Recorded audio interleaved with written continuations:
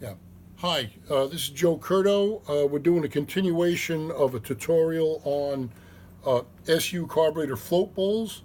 We're going to be talking about an HD carburetor, which is this particular one is off of an XKE, uh, though there's variations of it used on Austin Healey 3000 BJ8s, Rolls Royces, uh, Rover 2000 TCs, 420G Jaguars, etc. Uh, Again, while this sort of looks like an H-type because it's got that center bolt that holds the cover down and then uses the float like this, the difference is how it mounts.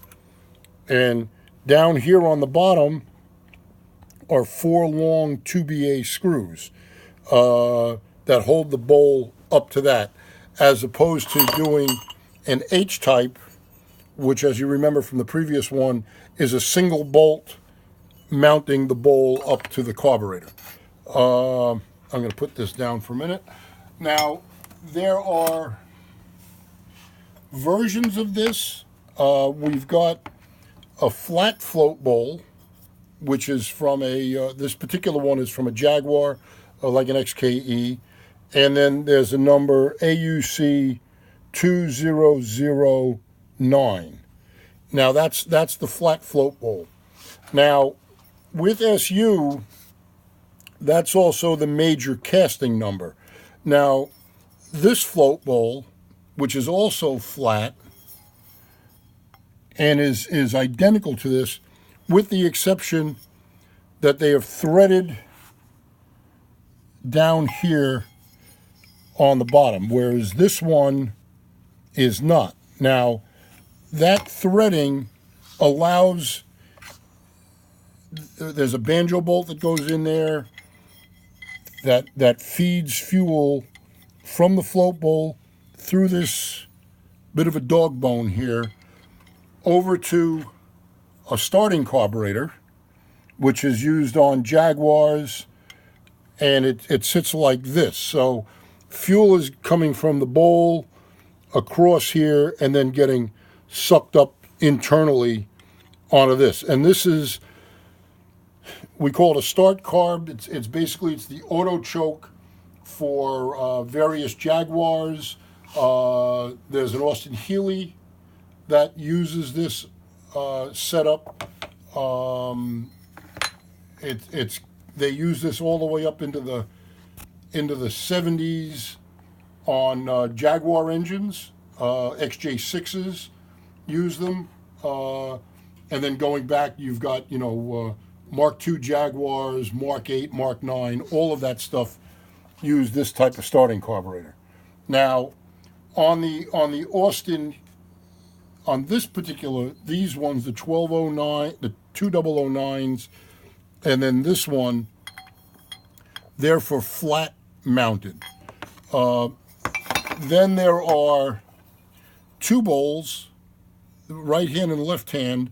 You've got this AUC 2067 number, and there's a AUC 2062 number. Now, these again are angle float bowls. So this sits on is for a 30-degree carburetor, like on a BJ8 Healey. And on a BJ8, they would sit like this between the two carburetors. On the earlier, with the HD6s, the 3000s, they sit like this.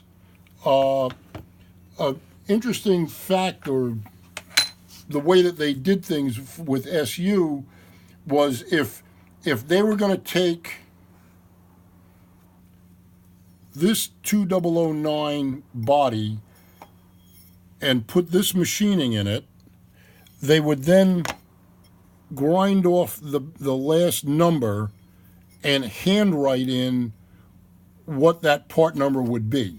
So unfortunately, this one's not clean enough to read that. But in pretty much in all of SU, you'll find the number that's cast in is like a major casting number. And then when they do specific machining, drilling and tapping, leveling this area off here, then that makes it another part number, and they'll hand write in the number. Now, we see this on float bolt covers. We see it on bodies of carburetors.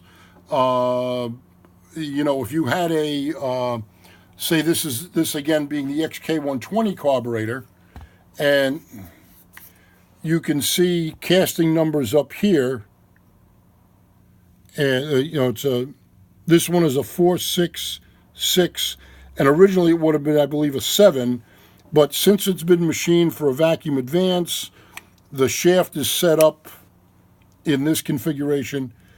They ground off the 7 number and hand wrote in with a little etching pen what that part number became. So if you're looking for numbers, you've got to not knowing the major casting number is helpful, but to be specific to a particular carburetor, it's the handwritten number that tells you what's going on. Again, these float bowls are T2, which is this size, this type of float. We again use, this is original, was all brass, and the newer stuff now is this nitrofill. Weighs about the same, and they're impervious to ethanol. If you were buying a brand new Healey carburetor today, that's the material that they would have been using on the float, for the float. Brass floats have a tendency to stress crack, and if you want to make sure that your original brass ones are good, you take some Scotch-Brite and go around the circumference, and if you see a vertical split, you know, which this one does not have, but if you see vertical splits, and that'll show up by sort of buffing the brass. If you see a vertical split, you know it's a crack. The other spots to look for leaks are in these soldered seams here, here, and here. The way you would find that is to boil up a pot of water, take it off the stove, let it settle down a little bit, and then submerge this, you know, push it down with a screwdriver and keep it under in the hot water. If there's a crack, you'll see or a break in the solder joints, you'll see a stream of air bubbles coming out. Obviously, also, and we do it as just a force of habit. When you take one of these out, you give it a bit of a shake. You might hear a little tinkling noise, which is a little bit of solder, you know, adrift in there, which is fine and normal. But if you get them and they feel kind of heavy, or you feel that you're hearing a slosh, you know, liquid in there, you know it's, you know, no good. That's pretty much about it on HD carburetors.